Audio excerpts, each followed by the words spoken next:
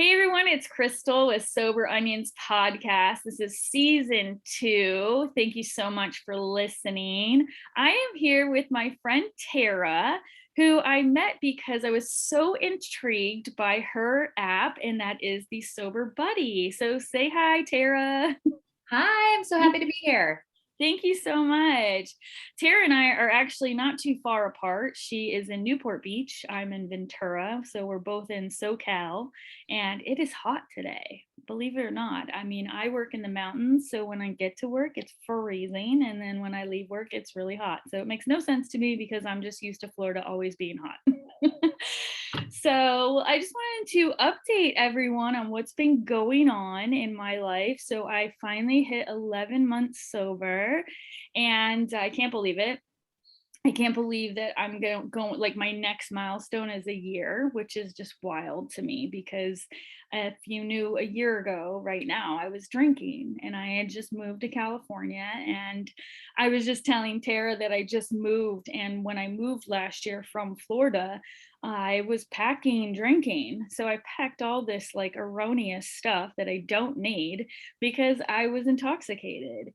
And so it was just amazing, just the clarity and how much I've learned in 11 months, and just how do you say, it's so incredible to see. Even though I've moved into a new home, I've moved into a new life. This new life and this new lifestyle is so different. It's opened my eyes. It's brought me back together with one of my daughters. I have gained so much knowledge. I've learned to work on myself for once instead of, putting the blame on everybody else and thinking that everybody else had the issues. And so I'm looking for this new chapter, and I'm also very excited to announce that my sobriety journal just published, which is super crazy. I was in detox and I was in rehab, and I'm not a journaler. And I felt like I had all these thoughts I did not know what to deal with. And I didn't know how to write them down on paper. And like I said, I'm not a journalist. So I went on Amazon and I just Googled like sober journal or sober notebook. And one came up. And so I ordered it right away. It came to the rehab and I had it. And, I went in it for about a week or two. And then I was like, man, I wish there was more to it, had more content. And there was things that really were helping me in my first 100 days, which was color therapy, keeping my mind active, making appointments with a therapist, finding a sponsor, all these things that were really helping me get into recovery. And so after I was in my third month and I completed my first 100 days, I felt that God had put it on my heart to create a journal for those in their first 100 days. So I just published the first Making the Change journal and activity book, and you can now get it on makingthechange.store. Yeah, I was trying to think of the the .com that I bought, which is like the cheapest one they had, so it was store. So I am really excited you're here, Tara. I have learned a lot about you, and I know that you've written a book. You have a successful app.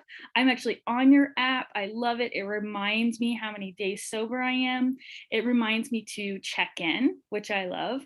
I love that it challenges me mentally. It's not just a quote or an encouraging statement like, hey, you made it, which is great. I love it. I probably have like 4 sober apps on my phone because, I need that constant stimulation and encouragement to stay sober.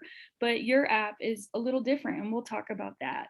But what I want to do is I want to introduce you, let you tell us a little bit about you, and we're going to talk about your dad and how you grew up. And then we're also going to kind of get nitty gritty and start talking about some sexual stuff. So we both are open to it.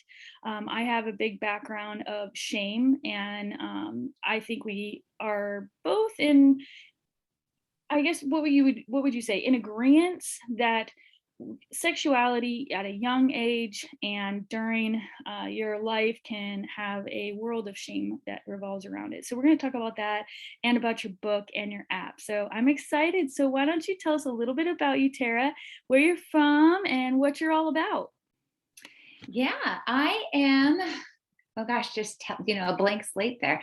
I am the CEO and co-founder of SoberBuddy, which is what we're talking about here. I also am a mom of four, so I have four kids, and they are all fabulous. And they're the best people in the whole world, obviously, and and I'm trying to think what else to tell you about myself as a snippet. But yeah, I guess overall, I've been on a big journey. I'm continuing to go on a journey. I went through a big shaming event. We talked about the sexuality shame when I became pregnant as a teenager, and I ended up having three kids by 21. And so I had multiple teenage pregnancies. And then I had to dig myself out of that shame. And then once I did that, I had to kind of change my life and implement things based on what I had learned. So I've been on a long journey. It ended up making me a life coach. It was, a natural progression there. And then I just got really interested in technology and started, wanting to develop apps. And I don't know if we want me to go totally into this whole story right now, but Absolutely. I ended up partnering up with my father, who is an expert in the drug and alcohol recovery field. So I was already working on anti-shame stuff, really feeling like that's the big thing that holds us back in life. Just internally, just those barriers that we're trying to get over, those things that we're trying to conquer and feel free, all those blocked up spaces are from shame. And so already doing a bunch of work with that, and then just realizing that there was a huge need for drug and alcohol recovery, to go after shame there, because shame hangs out there like crazy. Addiction, any kind of an addiction, shame will hang out with, and sexuality is another big one. So basically anything that we feel like we can't control is where shame will, if we can't control it as a society, then we'll shame people for it. So it's a control mechanism. So just that's kind of how SoberBuddy came to be, is I took everything I had learned from life coaching and from building technology, and I partnered up with my father to make an app for drug and alcohol recovery. That's so incredible, and it is a great app. And you explained in your biography that you guys created like the first evidence-based program that is outpatient. Can you explain that to me? What is the difference between that and like a treatment center that I went to? Right. And your treatment center might be evidence-based. When I say we created the first evidence-based, I'm actually talking about my father was part of the team that created the first evidence-based outpatient program. So that was in the 80s. So there are more evidence-based programs now, but basically that was when they took mental health practices, and the main practice in that is called cognitive behavioral therapy. And what that does is it teaches you that how to kind of outsmart your brain, right? How to deal with things. Like, it gives you the tools that you need in order to deal with triggers and cravings, and to make these changes in your life that you need to make in order to deal with the addictive brain. So it's saying that, yes, even if there's an underlying emotional issue, right, which a lot of times there is, your brain's chemistry has been affected by the drugs and alcohol, and that is also a thing. And so we need to deal with what's going to come up when your brain's chemistry is reacting. So when you're in withdrawal, or when something happens and out of the blue, all of a sudden you have a massive craving because you've been triggered, right? It's just like your brain remembers, and it's overpowering. So it's teaching you skills of how to face that, having a plan for how to face those things and how to overcome them in a successful way. Or if you relapse, how to learn from that, not bringing in more shame, not saying, okay, now I'm horrible, I'm a failure, but it's saying, okay, no, we can actually learn from a relapse, and we can say, okay, what did this teach me? Now I know what my limits are. Now I know what I can't do, and that will actually help us stay sober longer, for the long term, by learning all of those things. So that's what it's talking about with with the evidence-based, it's cognitive behavioral therapy that's been proven to be the most effective treatment for drug and alcohol recovery. And then there's multiple other methods that are woven in there, but that's the main one. And that's how you guys generated your app. You took all of those methods and then you put them in the app. It's impressive. I mean, if you guys have not checked it out, definitely go to Your SoberBuddy, because it's so cool. It blows my mind. I'm like, this thing's smart. Yes, well, Like, there's a lot to it. Yeah, so we actually created multiple journeys. So based on your drug of choice and your stage of recovery, because your brain goes through multiple stages of healing, as you go through recovery, and they're pretty consistent with the human brain. So we can really predict that at certain times, like for example, especially if you're coming off a stimulant, you tend to feel really like you'll have this kind of period where you feel really good, you feel cured, and you're like, I'm cured. And, that's at like 4 weeks, 2 to 4 weeks, all of a sudden they're like, whoa. And you just get that kind of this high from being cured. And then a lot of people might drop out of recovery at that time because they think they're cured. But then what happens is at like 3 months, you hit something called the wall. And it's like your brain hits this block in its healing. And then all of a sudden it's like a really difficult time that you have to overcome. And so and then you get through that. And then all of a sudden it's like, okay, now that I'm through that, I need to figure out, like, I feel really uncomfortable. Everything in my life is strange, right? Like everything's foreign, everything's strange. And you kind of have to find your comfort and your grounding. You kind of have to ground, in your new life. I'm sure you're feeling a lot of that. yeah, I know. I was going to say, is there an 11-month wall? Well, I think there's always, at any time there can be a, just these lulls, or, a lot of times in the beginning of recovery too, you'll find yourself without emotion. Some people will be really without any emotion, and it feels like kind of you're dead inside, and that's brain healing. It's like, don't worry, your emotions will come back. You'll start to feel alive again. You'll start to, so there's all these things we need to deal with. But yes, there's always times when you can hit these walls. And so what we're trying to do with SoberBuddy is say, okay, let's talk to you differently in each stage of your recovery. Let's not just talk about getting sober. Let's talk about building a new life. Because one of the, most successful indicators of long-term recovery or long-term sobriety is building a new life that you love. You have to replace it. You can't just take it's like if you were on a diet, you can't just take everything out of your fridge and then not put anything back. You'll starve to death, and then you're going to eventually eat whatever, so you have to fill up your life. And that's what we talk a lot about scheduling, in the beginning. Keep your life busy, distract yourself until you can get through it. Yeah. And another big saying that we have is be smart, not strong. And that's a big one for us because there's this idea that you have to like just white knuckle it through, recovery. And there is a bit of white knuckling, but the idea is set your life up in a smart way so that when you're not feeling strong, you can still be successful. That's incredible. Since your dad was in the recovery field and that was what you grew up, you were exposed to a lot. Was that what made you decide to live a more moderate life? Was it something that you saw, or it was just something because your dad was like that you were like that, or was it something that you actually experienced? It was, and I think about this all the time, and I try to do this with my kids because it was super key, I think, for me, is that my father, even just knowing what he did, that he's helping people to, get through this really difficult time of their lives. Whenever I thought of drug use or alcohol use, I thought of lives in shambles. That was my immediate correlation, right? Because my dad would sometimes be kind of heartbroken because a client had died, or someone who had been doing really well went back and relapsed or whatever. And it was it's a very difficult field to be in because of that.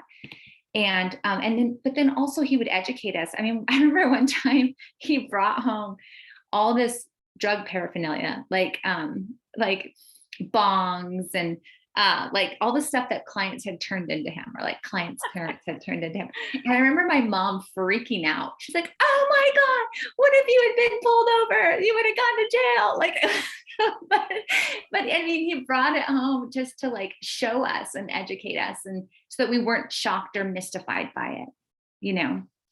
And so I do think that that had a big play in my life. And then also I grew up in a very conservative and strict society. So this is where it comes into the sexual shame, right? And I think in the 90s, that kind of went across the board anyway, for especially for girls. You know, you like I read this quote one time. It says we were all sluts in the 90s. You know, like Yeah. it was like there was women were not allowed to like be promiscuous or whatever. Oh, You know, um, but so I think the conservative society, there were never adults drinking around me or anything of that sort. I think that that maps your mind to think that, oh, you know, I didn't automatically think that if you're having a party, you have to be drinking, right? Which is what we see a lot nowadays, is like everything, especially in, I mean, not just in regular life, but on shows and all of that stuff. Like I saw an episode, or I was watching Sleepless in Seattle over the holidays, and I noticed that they were drinking Snapples, the girls, when they were together. And I thought, oh gosh, how it's changed, you know, because for sure now they'd be drinking wine. absolutely. Yeah, there would be no scene where they're together like that and then they're not drinking wine. It's everywhere. And I was like you. I grew up in a conservative home. My parents didn't drink. The generation before them are all alcoholics and died Mm-hmm. from alcoholism or disease that stemmed from alcoholism. Mm-hmm. And so I wasn't around it either. I didn't drink until I was 23. I drank one time in high school, and my dad almost ran over my snowboard with his tractor. And that did it for me, because I was so into snowboarding that I was like, don't take my snowboard. And so I just wasn't around it. But I remember being at parties. I was always at the parties, but I didn't, like you, I wasn't around drinking. So I didn't identify it with a party or with an event. And it wasn't until I was 23 that I felt it was owed to me, because I never had that experience, because I didn't grow up around it. And then that's when it got crazy. And then that's Right. when I started doing things that I never would have done before. And then internally, I was starting to shame myself. My reputation was changing with my family, my parents, my siblings. My kids were still little, so they hadn't formed an opinion yet. So there was a ton of shame, and that was difficult, especially like you said, you know, growing up in a conservative home and knowing the value of life and good choices was how I grew up. Mm-hmm. So to defer from that was huge in my family.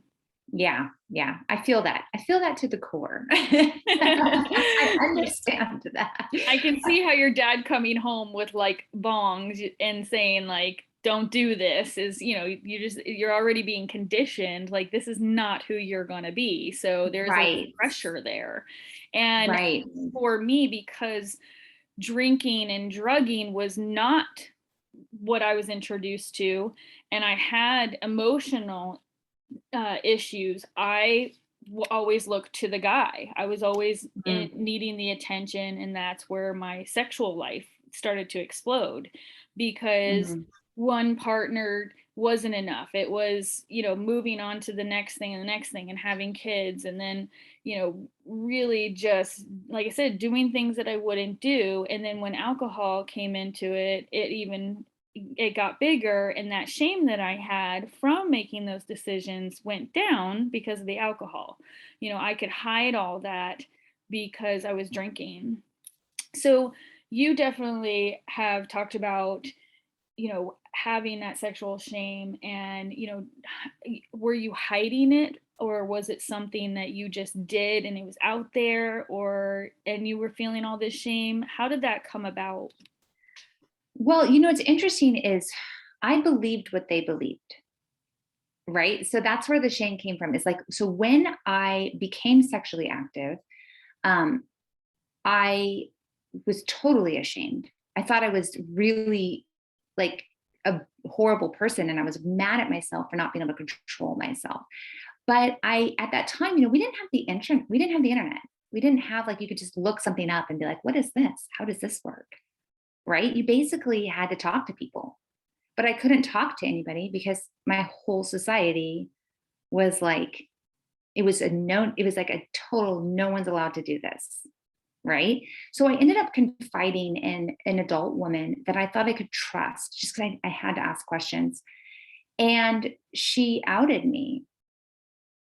So she outed me to my church, actually, and to my parents and everything like that. And so what ended up happening was a total ripple effect. Like, my dad was like going to get kicked off the board from the church because he couldn't control his family. Yeah. My like things like that, like people stopped letting their kids hang out with me. Um and and just to put things in perspective, like, I'm a straight A student. I was like a straight A student. I was like totally a great friend, like all these things. My big sin was having sex. And so that, and before that experience, so it's kind of like those, you're talking about, did that, you turned to alcohol, and that was kind of like your big thing. Well, mine was like the sex thing, right?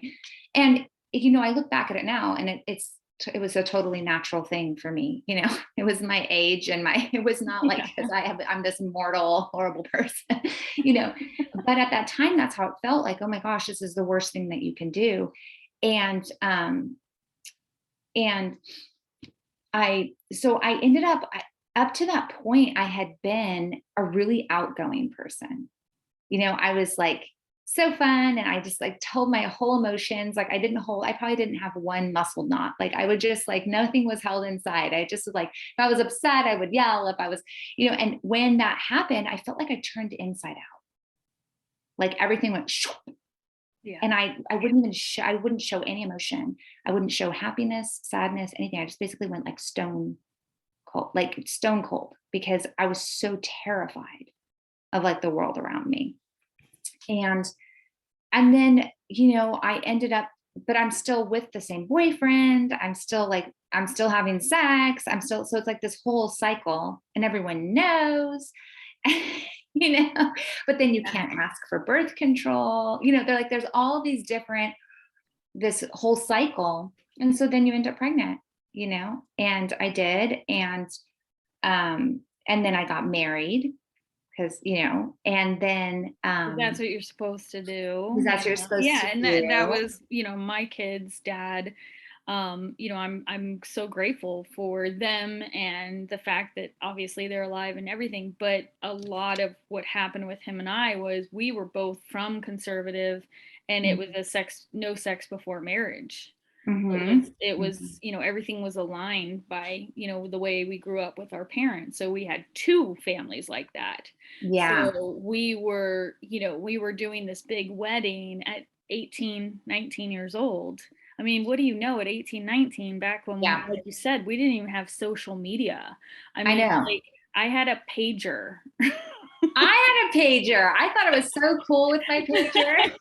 I'm telling you, like, my kids would not know what a pager is. Like, we had pagers, It was okay? OG And then it went to texting. a BlackBerry, and that was like a big deal because the flip phone, that was like, had to do the letters on the number, Yeah. like took Yeah. you like 5 times to do like an Yeah. double A, So it's like, we grew up not as exposed as the kids are now. Now Yeah. they're exposed to porn, and they're exposed, everything in these movies and these shows is sexual or like, everything is, the women are portrayed a certain way, the men are portrayed a certain way, and then there's the romance of the wine glass. Everything is thought out. I mean, these producers know what they're doing, and so these kids are all exposed, where you and I are back in the day where it was, you don't drink, you don't have sex before marriage, you don't get divorced. I mean, when I got divorced, Yeah. it was a giant deal and Yeah. embarrassing for my family, Yeah. and I knew it, and I felt that shame because I was like, I disappointed them, Yeah. my Yeah. my family, my parents have been married for over 40 years. You know, they have an incredible relationship. I'm just astounded by the relationship, but they've changed a lot over the Yeah. years because Yeah. they'll admit, you know, they're like, it used to be different. It was way different back then. And when we did these things, or we quote unquote fell out of line, it was this a huge amount of pressure and this huge amount of shame. And then if you're anything like me, you know, you throw a drink in me and I'm like, I don't care. I'm going to go have an affair. You know, I'm going to go, you know, get my needs met a different way. And I'm Yeah. not proud of that, but I'm going to be honest. And I know there's people listening, and I know I'm not the only one out there that has had an affair, and they're awful. They tear apart families. They tear you apart. You're someone who you're not. You know, it's all about the sex, has nothing to, it's all lust. And then you try and make all these excuses for why it's not. And so, but the core issue is how it started and how it began and how my shame progressed from, you know, not having sex before marriage to having an affair with someone Right. who was married. Right. So Right. there's definitely a core there. And so what happened in that time frame with you where you were like, hey, this is back in the day and you're not supposed to have sex, but now you're having sex, now you're getting pregnant as a teenager. What happened next? Well, I had the baby, and I loved I actually fell in love with this baby, you know, and I remember being like, my life is over when I was pregnant, you know. I remember telling my mom, I said, my life is over. And she said something to me that was a very strong thing to say to me. And it kind of like a call to action. She said, your life is not over.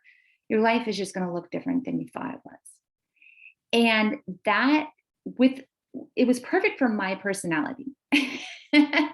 Because I was like, all right, shift, change, iterate. We're going in a different direction. And so what I ended up saying was like, okay, this is happening. I have a baby. Right. Um, and I did, you know, I loved my boyfriend, you know, so I got married, and then I was like, okay. And I was 17 when I got married. I had to get approved by a judge, you know, in a court, to get married underage. I was a child bride. um, and like, technically that's what that is. Yeah. And I know my kids, because now my kids, I mean, I'm still in my 30s and my kids are in their 20s, you know, because I had them so young. So they're like telling me about all these child bride laws and all this stuff. And I'm like, I was technically a child bride according to that. And they're like, oh my God. Yeah. And It's I'm like, oh, it's crazy. true. You Yeah. know, that's what a lot of the situation is, people getting married off for religious reasons. But for me, and I look back at it now, and at the time I thought, no, I'm marrying for love, you know, and I did love him, you know, but I realized you don't even know what you were reacting to. You were reacting to all this shame, you know, getting out of shame, all this stuff. There's a lot going on, especially for someone that young. And I was married to him for 20 years. And then, you know, I had 4 years ago, we separated and we're divorced now.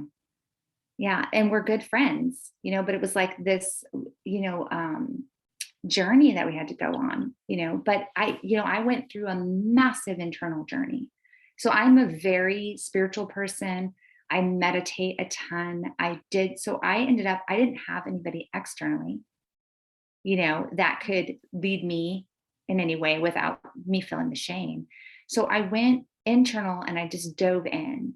You know, I dove into study, I dove into just meditation and spiritualism, and I really dug myself out, you know, piece by piece, layer by layer, until I really, in 2010, had an awakening.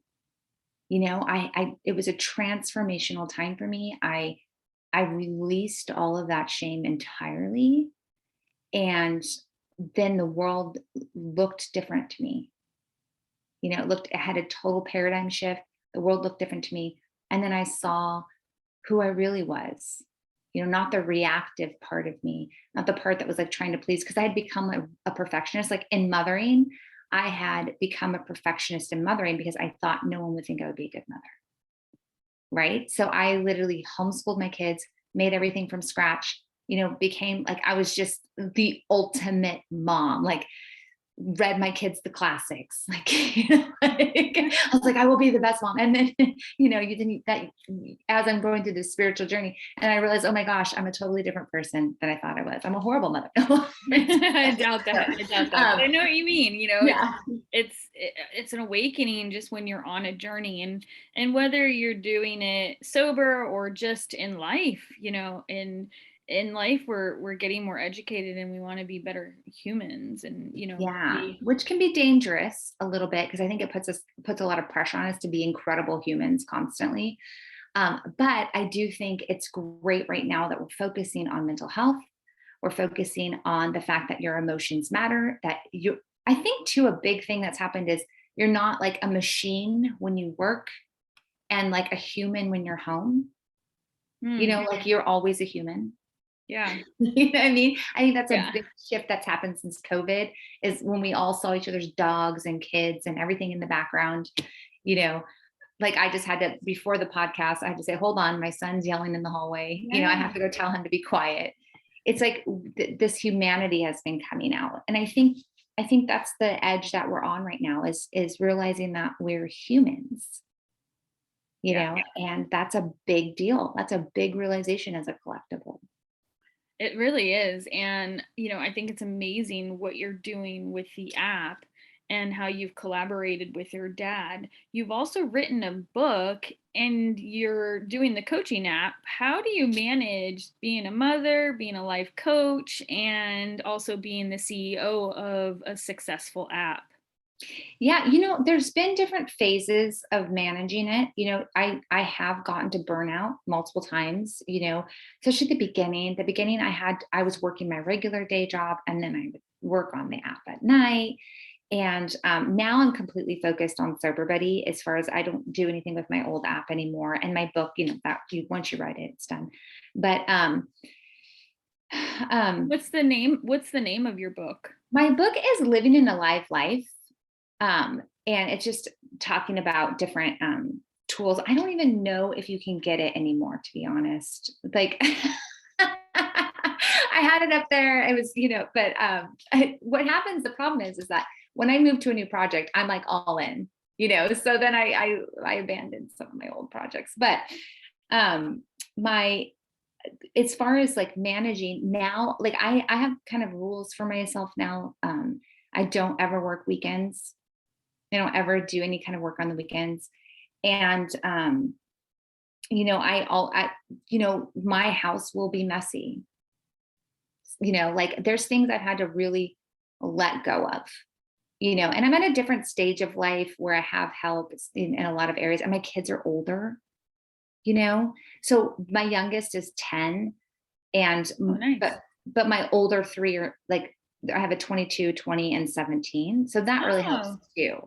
My oldest just turned 22 on Saturday, so I have a 22 and 21. So we're in the same boat. But yeah, it's different when they're older, and I think that that's where the app and all of the help that I'm getting in my recovery is that I'm actually having to deal with myself.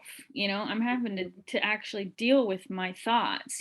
Being a mother is so distracting because you're putting them first and you're constantly, getting them to school or dealing with their school stuff or their emotions. Their emotions are all over the place. So you're trying to be this steady person. And then you throw my disease, my alcoholism in there, and that makes it chaotic, especially when they were teenagers. And that's kind of all they remember, unfortunately, in the teens.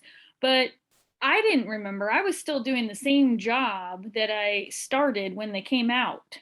So, I'm doing the mom job, and I'm like you, I'm trying to be the best mother, and I'm going to do all the things that my mother didn't do, which is hilarious because I have the best mom, and it makes you appreciate your parents. Yeah, it's just like your mental capacity at 20 is just, it's stupid. And so, but I still was just focused on my kids. And my disease progressed when they were in high school, but I still was focused on my kids. And so when they stopped talking to me because of my alcoholism, and I haven't talked to my youngest daughter now in 3 years. And my oldest daughter, we're restoring our relationship, but I didn't know what to do with myself. And so that was why I started drinking more, because I then had all these emotions. I had to deal with my sexuality, with my past, with the fact that I had been engaged 4 times and married twice, and how I was at this mental low, and all this shame was just hitting me like a ton of bricks. So I just started drinking.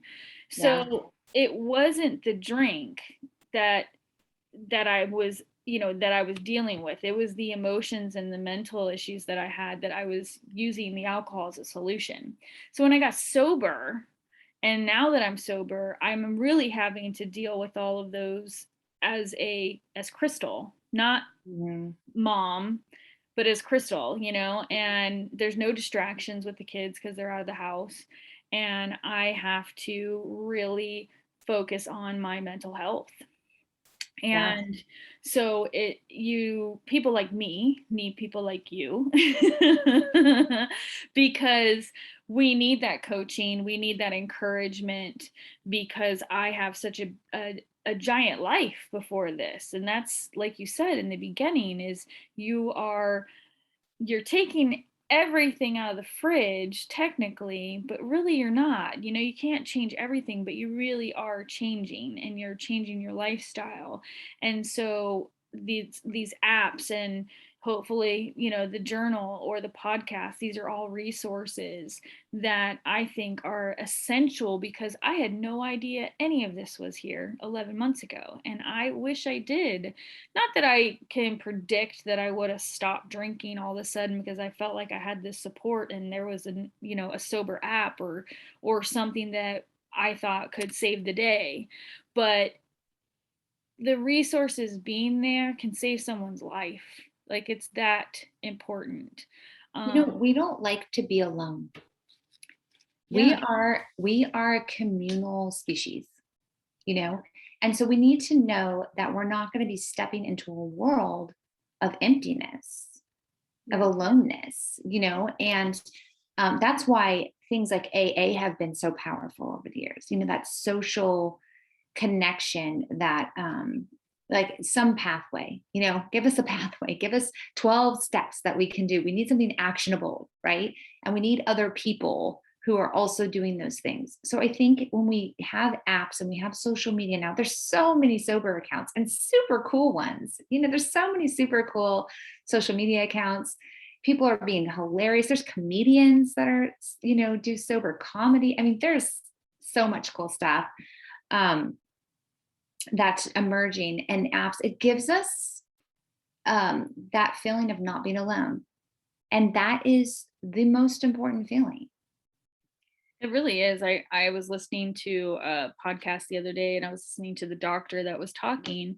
I'm always really interested in facts, and the doctor was saying, what's the most important thing, right? Food, water, shelter. That's what we always think as human beings. And the doctor said, it was a TED talk, and he said, no, that is not what we need. We need people. We need community, because if you have community, you have food, shelter, and water. Mm. And so I really resonated with that, because I was like, oh my gosh, because in my recovery, even, I can feel very down, very low. I have my ups and downs with my emotions. I have my ups and downs with eating too much sugar. And it's hilarious on, Instagram when they make fun of it. But when you get on the scale, it sucks, so there's a lot of things you deal with in the first year. And I love how your app is lined up with that, because at 3 months I did hit that wall. I've been going through it, and it's not easy, and that's why people don't stick to it. And I do feel like you said with your father, how you were so exposed to seeing his pain of losing people. And I do think recovery is sort of a revolving door. I see people come in and I see people go out all the time, and I was not expecting that.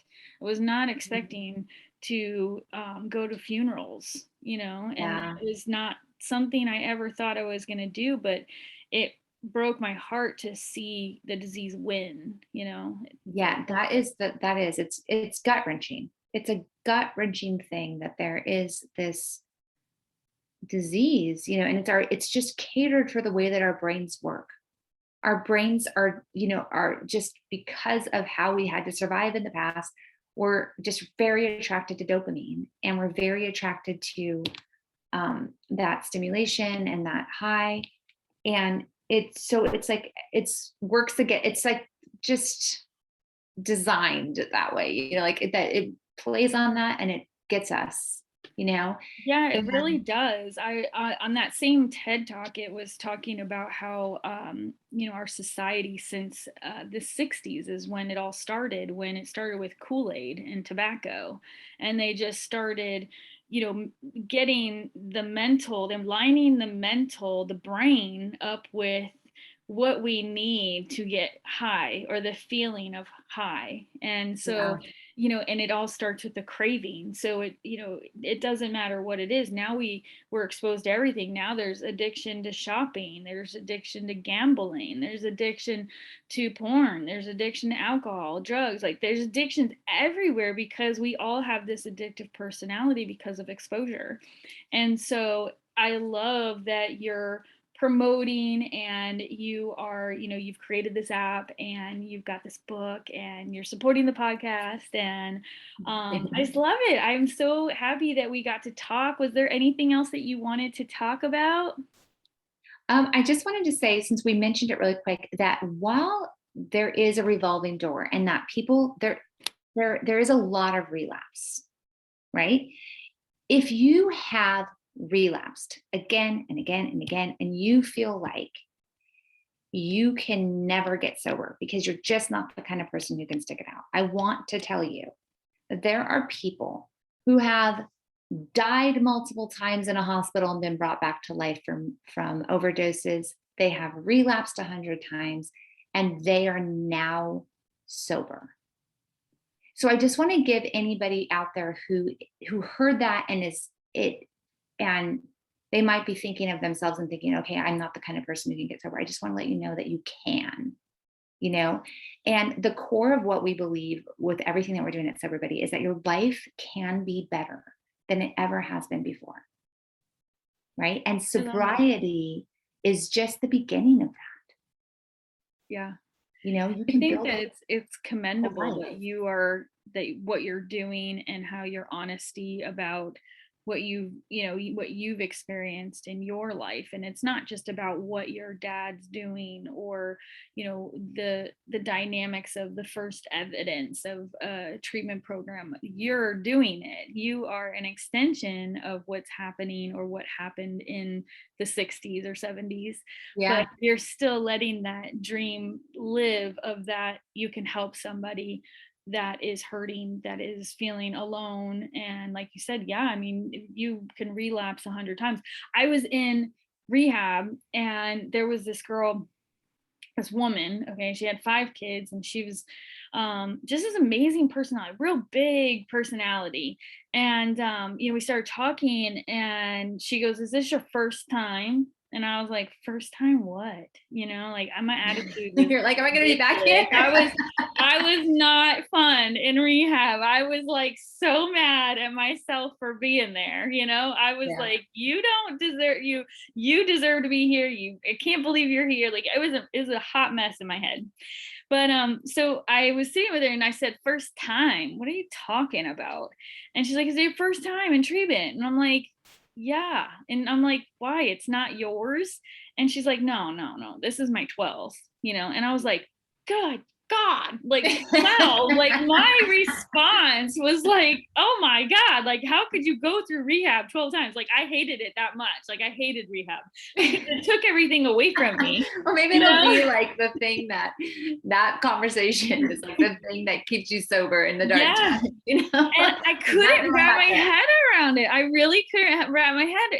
And she says to me, "Oh, relapse is a part of my story." And of course, all this stuff is new lingo. I don't know anything about recovery. I don't even know what the word recovery means. Like recovery to me is like it to me was like a famous sports person and some commercial that they were doing for like Gatorade. Okay, that was recovery to me. Okay, I had no clue that these words existed.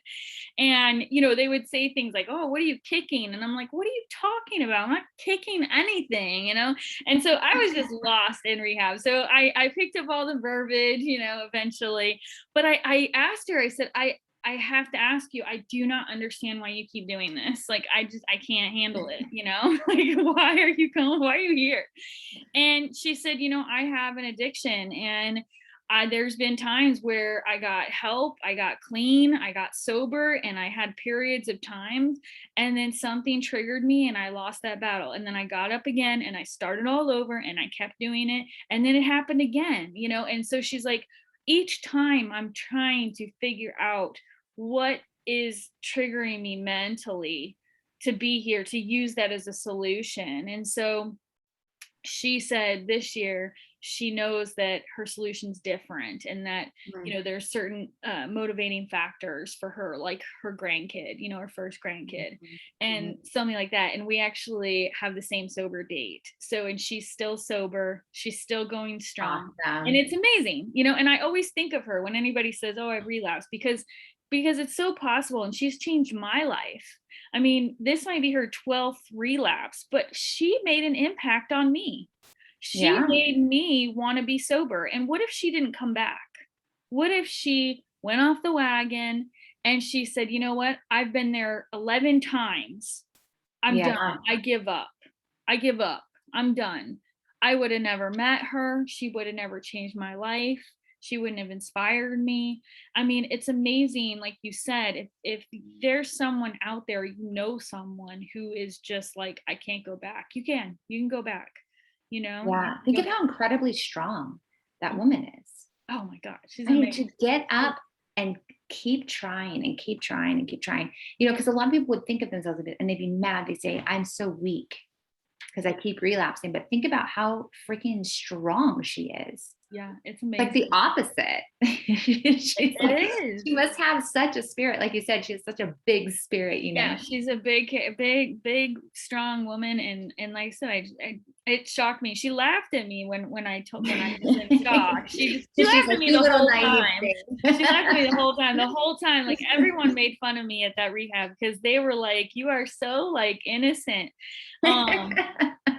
But we related because my disease made me feel like I didn't want to be around, I didn't feel like anybody cared that I was there. I felt that shame so bad that I was a bad mom, that, I had affairs and broke families up, that, I was figuring out all my sexuality, just figuring out who I was as a person. And when I got to the end of it, my answer was, "You're nobody.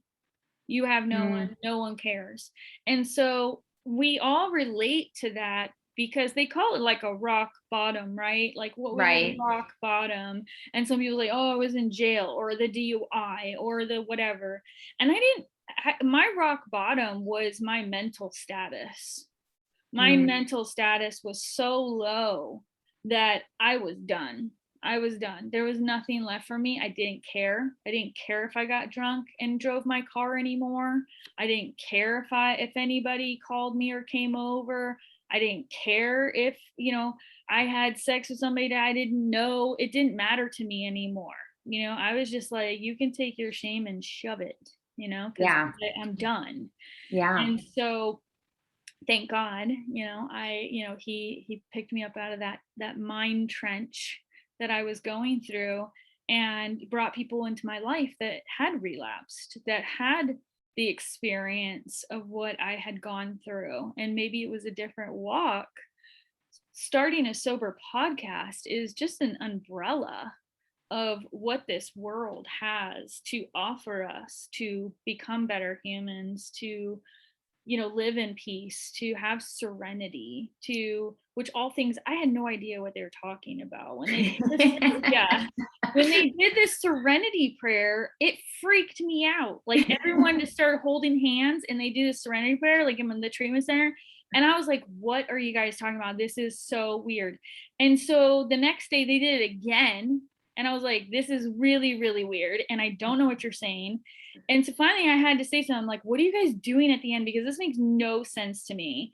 And they were like, oh, it's the Serenity prayer. And I'm like, what is that? And so they printed it for me. That's how ridiculous Yeah. I was. They printed it and I read it and I still was like, I don't get this. This makes no sense to me.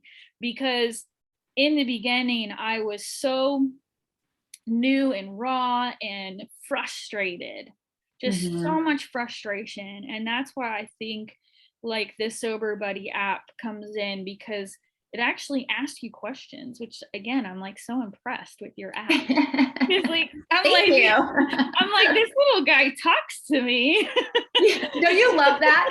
When he asks how you're feeling, like I have edited every single one of those like responses. And if it asks me how I'm feeling and it responds, I'm like, thanks, buddy. Like if I'm having a bad day, like, and then I'm always like, thank you. And I was like so impressed with this app because I was like, this guy is talking back to me. He's like asking me some real stuff. And then he like, there's challenges and everything on it. So I like these good challenges that make you think. And so I really enjoy the app, and I think you're doing an oh, amazing good. I'm job glad. with it. And when I don't really know the dynamic of the sober movement and you guys, because you're somehow intertwined. Oh, And sober motivation. sober motivation. Thank Okay, you. I was yeah. trying to think who it was, because I don't really even know who that is. And that person reached out to me just because they've got a million followers or whatever, and Yeah. their content's incredible. Yeah, And Brad I don't know McLeod. That's Brad McLeod. He's actually our head of who, social communications at SoberBuddy. okay, that So makes sense. So yeah. Brad had reached out to me and he had said, like, keep doing what you're doing, because, here I am. I'm like, I'm brand new. What am I telling anybody, But at the same time, my passion is to relate to those that are like me, that don't Mhm. know what the Serenity prayer is, that don't know what Yeah. relapse and recovery is, that they just know that they drink too much, or they just know that their life is in shambles and their addiction has become unmanageable. Their life has become Yeah. unmanageable because I know when COVID hit, forget about it. Like I was drinking morning to night because I could, and it was funny, and everybody was doing TikTok videos about Mhm. how you could drink all day because we all were unemployed.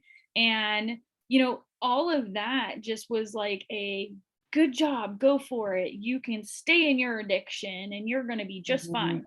And then the chemical imbalance of the alcohol just threw me down.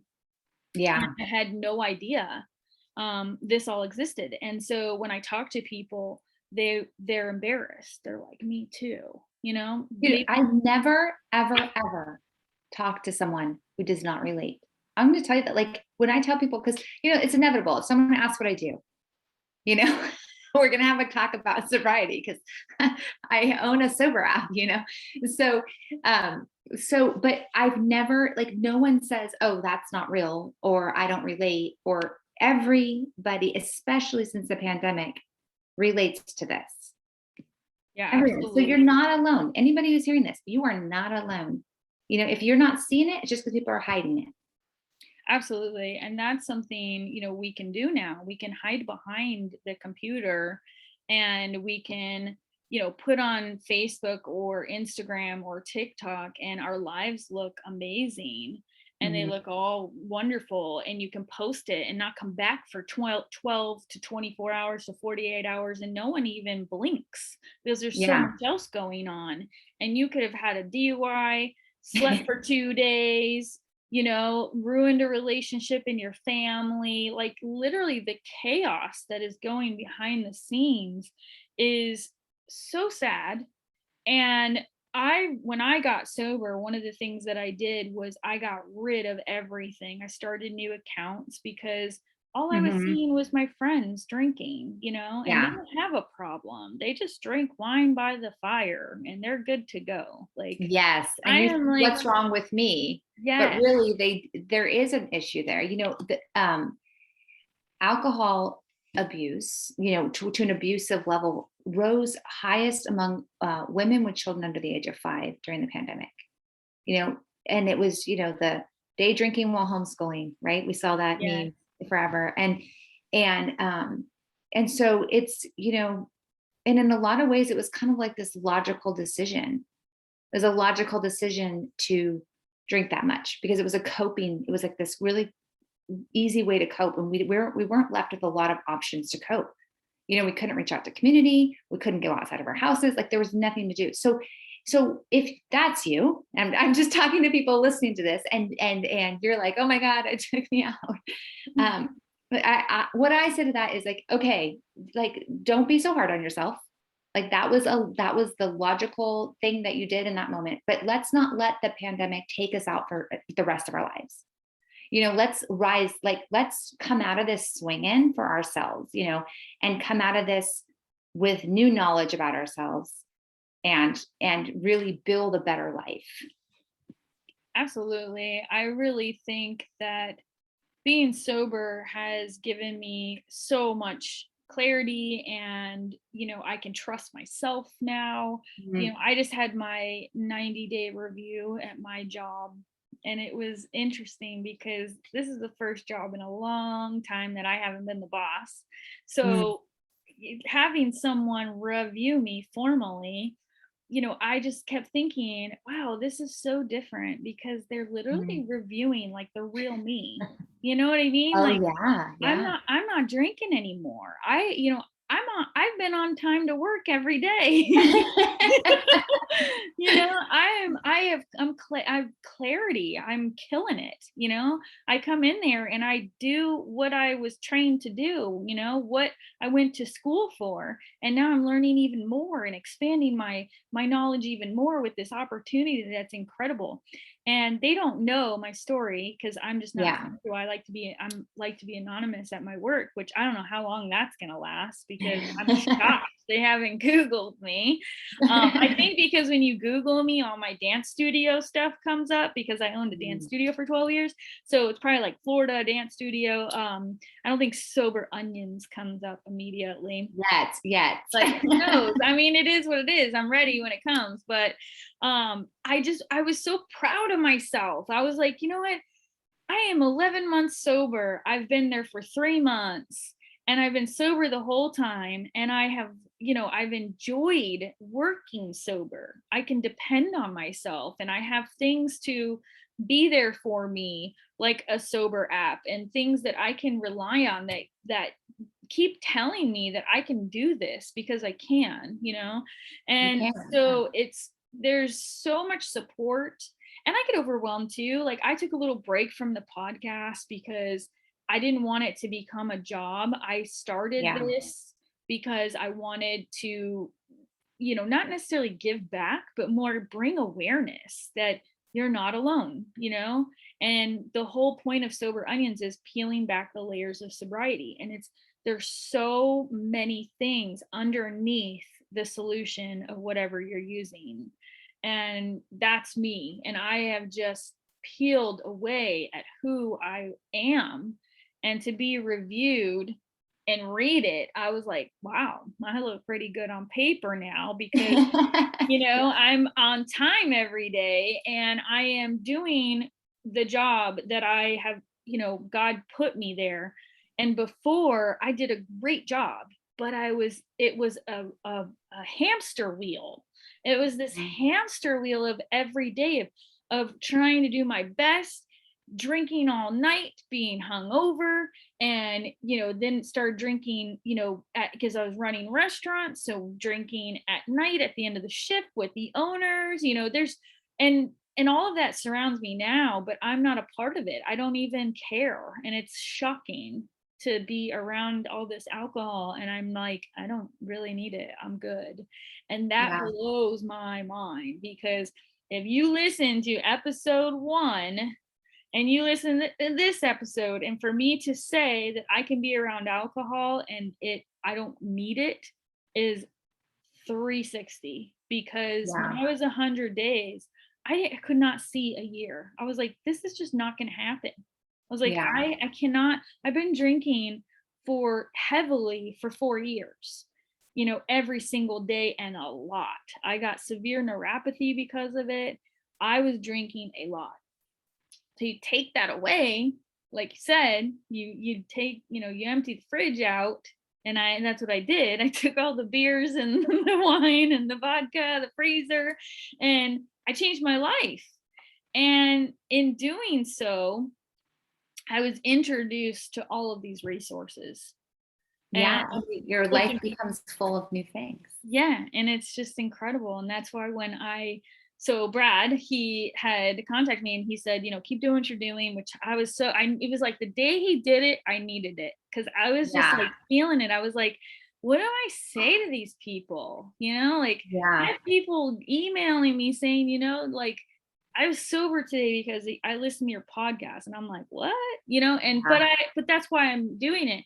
And so, but there's days that I get down. And so he had sent me a message just saying like, keep doing what you're doing. I love your content. And I was like perked up, like, ooh, like this person I know when really thinks like I'm cool. He's so, I'm always so impressed with how involved he has so many followers and so many people that he's just so involved with everybody because he really cares. He's in recovery. That's what his whole account is, and he really, really cares about everything that's going on there. And he's so good at telling people that he really likes, he'll reach out to people and he just he wants to tell you that you're doing a good job. And it's true. He doesn't do that for everybody. He really does. Yeah. So I was like super excited about it. And then he said, have you heard of SoberBuddy? And I was like, no, because I'm new to this. Tell me more. I'm always like, tell me more. And so I looked you up and I saw you. And then he said, you really should talk to Tara because she's the one that designed it and she's got a story. And then when you sent me your story, I was like, I got to talk to this girl. She's amazing. So well, I'm glad you did. Yes, I'm so glad that we got to talk and we got to talk about, your dad and his program and how you grew up and, how things were really conservative and how we were not conservative for a while. That's not how I would describe me either. It's conservative. Yeah. And just, dealing with shame and overcoming that and, just that there are resources out there and that, everyone is not alone. So with that, did you have anything else or any questions for me? I think that's it. This has been great. All right, awesome. Well, thank you so much, Tara, for coming on. I appreciate you. I will put all your details and your bio that I keep talking about in the show notes. So you can find that on Spotify, iTunes, or anywhere you listen to a podcast. Also, all the episodes and information and photos are on the website soberonions.com. And don't forget, we are also looking for people to donate the Making the Change sobriety journal. I would like to give them away. I meet people every week that are brand new in sobriety or sober living houses or treatment centers, and we just want to give them away so they have something like a little tiny companion, because in the beginning, especially if you're in a treatment center, they take all electronics away. So you have to wait. So that's part of the struggle there. It's a definite struggle. I thought rehab was going to be like sitting on a beach, like on my phone, and no, it was not. I had to do the work, but I'm so glad that I did.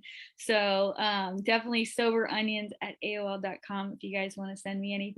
And again, thank you, Tara. You were awesome. I can't wait to get to know you better. And with that, I'm going to sign out, and just remember, if I can do it, we can do it.